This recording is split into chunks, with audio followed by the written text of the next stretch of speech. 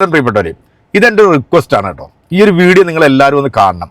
കഴിഞ്ഞ കുറച്ച് ദിവസങ്ങളായിട്ട് ഒരു കലങ്ങുകൂട്ടി തമ്പ്രാൻ രാജാവ് പ്രജകളെ കാണാൻ വേണ്ടി ഓരോ കലങ്ങിന്റെ മണ്ടക്ക് കയറിയിരുന്ന് ചുമ്മാ അങ്ങ് വിടുവാത്തരവും പൊട്ടത്തരവും പറഞ്ഞുകൊണ്ടിരിക്കുക. ഇത് കേൾക്കുമ്പോൾ കൈയടിക്കാൻ വേണ്ടി ചില മരമാക്രികളെ അപ്പുറം ഇപ്പുറം ഒക്കെ കൊണ്ടുവന്നിരുത്തിയിട്ടുണ്ട്.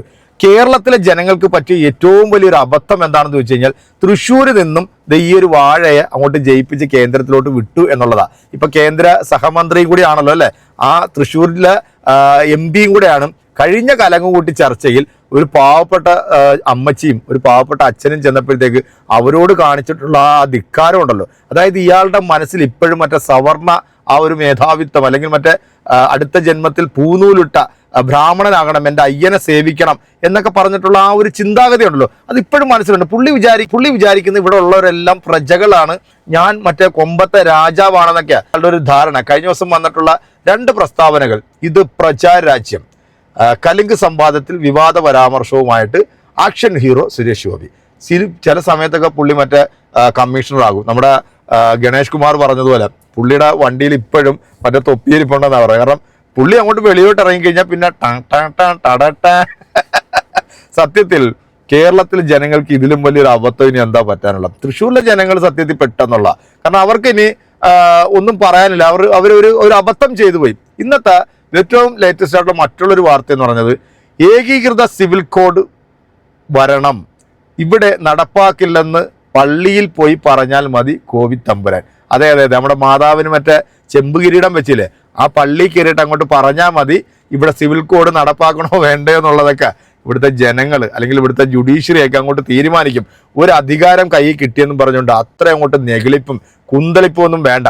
ഈ ഒരു കലങ്ങുകൂട്ടി ചർച്ചയിൽ ഒരു സഹോദരി ഈ തമ്പ്രാനോട് ചോദിച്ചു, നമ്മുടെ ഹിന്ദു മതത്തിൽപ്പെട്ടിട്ടുള്ള കുട്ടികൾക്ക് പഠിക്കാനായിട്ടുള്ളൊരു അവസരം അല്ലെങ്കിൽ മതത്തെക്കുറിച്ച് പഠിക്കാനായിട്ടുള്ളൊരു അവസരം സാറേ നമുക്ക് ഒരുക്കണമെന്ന് പറഞ്ഞപ്പോഴത്തേക്ക് ഇയാൾ പറഞ്ഞിട്ടുള്ള മറുപടി നിങ്ങൾ കേൾക്കണം. ഇവിടെ മുസ്ലിം വാസികൾക്ക് മദ്രസയുണ്ട്, ക്രൈസ്തവർക്ക് സൺഡേ ക്ലാസ്സുകളുണ്ട്, അവരവരുടെ മതത്തെക്കുറിച്ച് കൃത്യമായിട്ട് പഠിപ്പിച്ചു കൊടുക്കും. പക്ഷെ ഇവിടെ ഈ പരിപാവനമായിട്ടുള്ള ക്ഷേത്രം, അതായത് വിശ്വാസികൾ പ്രാർത്ഥിക്കാൻ പോകുന്ന ക്ഷേത്രത്തിന്റെ പല ക്ഷേത്രത്തിലും അവിടുത്തെ മുറ്റത്ത് ഈ വള്ളി നിക്കറ് വിട്ട് വടി കറക്കുന്ന ചില വേട്ടാവളിയന്മാരെ നമ്മൾ കാണാറുണ്ടല്ലോ അല്ലേ. ആ സമയത്ത് അവിടെ വെച്ച് ഈ മതത്തെ കുറിച്ചിട്ട് അല്ലെങ്കിൽ ഹൈന്ദവ മതം എന്താണ് എന്ന് ഈ വളർന്നു വരുന്ന ഒരു പുതിയ തലമുറയ്ക്ക് പഠിപ്പിച്ചു കൊടുക്കുകയാണെന്നുണ്ടെങ്കിൽ, അല്ലെങ്കിൽ ഈ ശാഖയിലേക്ക് വിടുന്ന അച്ഛനും അമ്മമാരും അതിനൊരു മുൻതൂക്കം കൊടുക്കുകയാണെന്നുണ്ടെങ്കിൽ ഒരൊറ്റൊരാൾ പോലും ഈ സംഘികളുടെ ആശയത്തെയോ ഈ സംഘികളുടെ ഈ വടി കറക്കാനോ ഈ ട്രൗസർ ഇടാനോ ഒരു ക്ഷേത്രത്തിന്റെ മുറ്റത്തും പോകത്തില്ല. അപ്പൊ എന്തായാലും ഈ ചേച്ചി ഇത് ചോദിക്കുമ്പോഴത്തേക്കുണ്ട് ഈ ഒരു മറുപടിയിൽ അതെൻ്റെ പ്രിയപ്പെട്ട പ്രേക്ഷകരെ ഒന്ന് കേൾക്കുക. കേട്ടിട്ട് നമുക്ക് തൃശ്ശൂരിലുള്ള ഒരാൾ നമ്മുടെ കോവിഡ് തമ്പുരാനെ കുറിച്ചിട്ട് പറയുന്ന ഒരു വീഡിയോയും കൂടെ ഉണ്ട്, അതും കൂടെ ഒന്ന് കാണുക. നേരെ വീഡിയോയിലേക്ക് പോകാം. കഴിഞ്ഞാലും മുസ്ലിം മതപഠനത്തിന് വേണ്ടി നമ്മുടെ മദ്രസകളുണ്ട്. അതേപോലെ തന്നെ നിർബന്ധിതമായിട്ടും അവർക്ക് കുട്ടികൾക്ക് മദ്രസയിൽ പോകണം. ക്രിസ്ത്യൻ മതപഠനത്തിന് എല്ലാ സൺഡേകളിലും വേദപാഠുണ്ട്. നമ്മുടെ കുട്ടികൾ മാത്രം നമ്മുടെ ഒരു മൂല്യങ്ങളും അറിയാതെയാണ് ഇപ്പൊ വളർന്നു വരുന്നത്.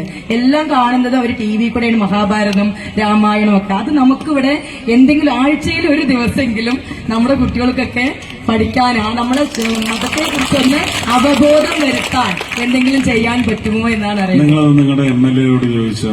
നിങ്ങളുടെ MLA ഏതാ പാർട്ടി? Marxist party. ആ മാർക്സിസ്റ്റ് പാർട്ടി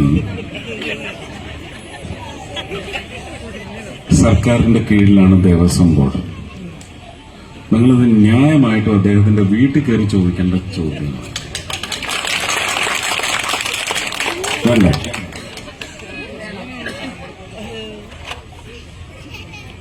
അതല്ല നമ്മുടെ കുട്ടികൾക്ക്. ഞാൻ ചോദിക്കുന്നത്, നിങ്ങൾക്ക് ആവലാതികളെല്ലാം ആവോളമുണ്ട്, എന്താ ഇതിന്റെ പ്രതിഫലനം ഇലക്ഷൻ വരുമ്പോ കാണുന്നില്ല?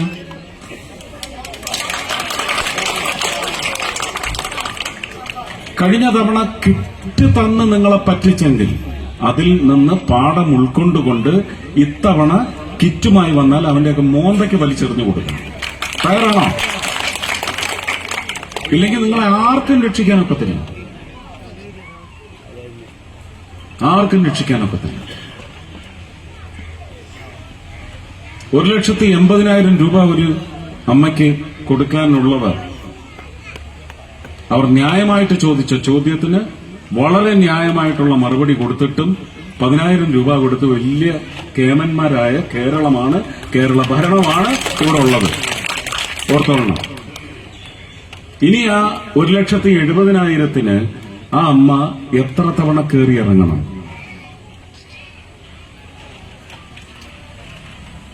അവരുടെ ഒന്നും പുറകെ പോയിട്ട് കാര്യമില്ല സാറേ.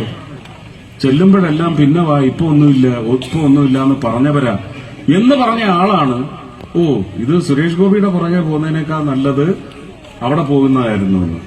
ആ നുണയൊക്കെ വെളിവായിട്ടുണ്ട്. പക്ഷെ ആ അമ്മയെ ഞാൻ കുറ്റം പറയുന്നില്ല, അവരെ പറഞ്ഞയച്ചതാണ്. ഇവർ ചില്ലറക്കാരല്ല. പരിഹാരം എങ്ങനെ കാണാനാണ്? പരിഹാരം ഇതേ ഉള്ളൂ, MLA അത് സാധിക്കണം.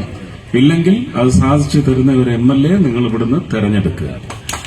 MLA മാത്രം തെരഞ്ഞെടുത്താൽ പോരാ, ഒരു ഭരണം കൂടെ വരണം. എല്ലാവർക്കും തുല്യത വരും.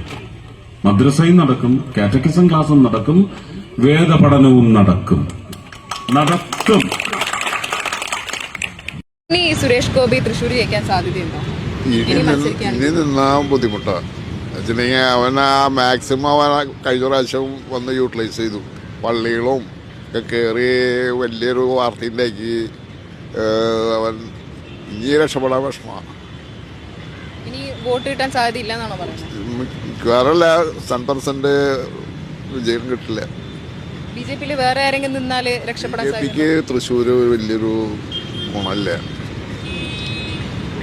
അത് കഴിഞ്ഞ പ്രാവശ്യം എന്തോ ഒരു ഇവന്റെ ഈ തട്ടിപ്പ് കാരണം അവളെ മാല കൊടുത്തു, ഇവളെ മാല കൊടുത്തു, അങ്ങനെ വന്ന് രക്ഷപ്പെട്ടതാ. അല്ലെങ്കിൽ രക്ഷപ്പെടില്ല.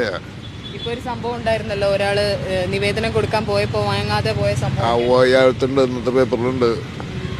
അതിനെ അവനൊരു സിനിമ സ്റ്റൈലാണ് അവന്റെ സംസാരങ്ങളും പ്രവൃത്തികളും. അപ്പൊ നമ്മുടെ ഈ കലങ്ങൂട്ടി തമ്പുരാനോട് മാന്യമായിട്ട് ഒരു സഹോദരി, ഒരു ഹൈന്ദവ സഹോദരി ഒരു ചോദ്യം ചോദിച്ചപ്പോൾ അതിന് കൊടുത്തിട്ടുള്ള മറുപടി നിങ്ങൾ കേട്ടല്ലോ. നമ്മൾ കേരളം കണ്ടത് വെച്ചിട്ടുള്ള ഏറ്റവും വലിയൊരു മഹാദുരന്തമായിരുന്നല്ലോ അല്ലെ നമ്മുടെ ചൂരമൺ ഉരുൾപൊട്ടൽ. എത്ര കുടുംബങ്ങളല്ലേ, എത്രയോ ജീവനുകൾ നഷ്ടപ്പെട്ടു. കഴിഞ്ഞ ദിവസം നമ്മുടെ ഹൈക്കോടതിയുടെ ഒരു ഉത്തരവുണ്ടായി. നമ്മുടെ കേന്ദ്രമേ കുറെ വാഗ്ദാനങ്ങൾ, നമ്മുടെ പ്രധാനമന്ത്രി ഹെലികോപ്റ്ററിൽ വന്ന് കറങ്ങി അവിടെ വന്നിട്ട് അടിച്ചിട്ട് കുറെ വാഗ്ദാനങ്ങൾ കൊടുത്തായിരുന്നു. അവിടെ വീടും സ്വത്തും ഒക്കെ നഷ്ടപ്പെട്ടു പോയവരുടെ ബാങ്ക് കടം എഴുതി തള്ളണമെന്ന് പറഞ്ഞപ്പോഴത്തേക്ക് നമ്മുടെ പ്രധാനമന്ത്രി പറഞ്ഞ കാര്യങ്ങൾ കേട്ടല്ലോ അല്ലെ. അത് ഞങ്ങളുടെ പരിധിയിൽ നിൽക്കുന്നതല്ലെന്ന്. അതായത് വിജയ് മല്യയെ പോലുള്ളവരും മറ്റവനെ പോലുള്ളവരൊക്കെ ഇന്ത്യയുടെ നമ്മുടെയൊക്കെ സമ്പത്ത് കൊള്ളയടിച്ച് വല്ല രാജ്യത്തും പോയി സുഖസുന്ദരമായിട്ട് ജീവിക്കുന്ന അവനിക്കൊക്കെ ബാങ്കിൽ നിന്ന് കോടികൾ വായ്പ ഇപ്പോഴും കൊടുത്തോണ്ടിരിക്കുക. ഈ സാധാരണപ്പെട്ടവന്റെ ജീവിതം നഷ്ടപ്പെട്ടിട്ട് കേരളത്തോട് ഇത്രയധികം അവഗണന കാണിക്കുന്ന തമ്പ്രാൻ ഉളുപ്പുണ്ടോ ഈ കലങ്ങൂട്ടി ചർച്ചയിൽ വന്നിരുന്നുണ്ട് ഇങ്ങനെ ലക്കും ലഗാനും ഇല്ലാതെ ഈ പൊട്ടത്തിരങ്ങനെ വിളിച്ചു പറയാൻ? അത് കേൾക്കുമ്പോൾ കൈയടിക്കാൻ കുറെ മാക്രികളും. എൻ്റെ പ്രിയപ്പെട്ട പ്രേക്ഷകരെ, ഇതിനൊക്കെ കൃത്യമായിട്ട് മറുപടി കൊടുക്കുകയും ചിന്തിക്കുകയും 2026 ആരെ തെരഞ്ഞെടുക്കണം എന്ന് വിചാരിക്കേണ്ടത് പ്രബുദ്ധരായിട്ടുള്ള കേരളത്തിലെ ജനങ്ങളാണ്. അത് കൃത്യമായിട്ട് നിർവഹിച്ചില്ല എന്നുണ്ടെങ്കിൽ ഇതിലും വലിയൊരു മഹാദുരന്തം നമ്മൾ അഭിമുഖീകരിക്കേണ്ടി വരും. അത് വേണോ വേണ്ടേ എന്നുള്ളത് തീരുമാനിക്കേണ്ടത് കേരളത്തിലെ ജനങ്ങൾ തന്നെയാണ്. അപ്പോൾ നിങ്ങളുടെ അഭിപ്രായം അടുത്ത വീഡിയോ കാണാം. ബൈ.